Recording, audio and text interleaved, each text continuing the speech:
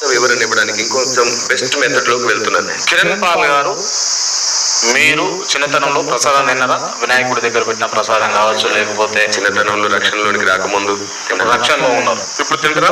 తినానండి. ఇప్పుడు తినారు. ఎందుకంటే నేను నిష్టలో ఉన్నాను, క్రీస్తు దీక్షలో, క్రీస్తు నిష్టలో ఉన్నాను. నేను ఇప్పుడు మీరు ప్రసాదం తినారు, అంతేనా?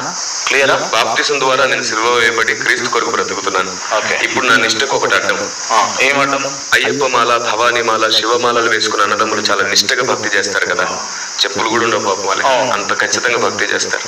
ఈ 21 రోజు లేదా 41 రోజు వారి నిష్టలో ఉన్నప్పుడు తినకూడనివి చాలా ఉంటాయి. మనం పిలిచి ఎంత ప్రేమతో పెట్టినా, గుడిలో పెట్టినా చికెన్ మటన్ లాంటివి తినరు వాళ్ళు. ఎందుకంటే వాళ్ళకు నిష్ట ఉంది, దాన్ని కాపాడుకోవాలి. బలవంతంగా పెడితే వాడికి శాపం వస్తుంది, వాడి పిల్లలకు శాపం వస్తుంది అనే నమ్మకం ఉంది. బలవంతంగా పెట్టకూడదు, పెట్టకూడదు. అలాగే భారతదేశం నిష్టలో ఉన్న వాళ్ళని డిస్టర్బ్ చేయదు, దీక్షలో ఉన్న వాళ్ళని డిస్టర్బ్ చేయదు. అలాంటి సంస్కారం కలిగిన నా దేశంలో నేను నిష్టలో ఉన్నానని చెప్తున్నాను. ఈ నిష్టకి బలిగా అర్పించింది, ఏ రూపం ఉందైనా నైవేద్యంగా సమర్పించింది తినకూడదు. మీ ఇంటికి పిలిచి కారంతో పెట్టిన తృప్తిగా తింటా. మీకు అంటే ఇప్పుడు ఒక 2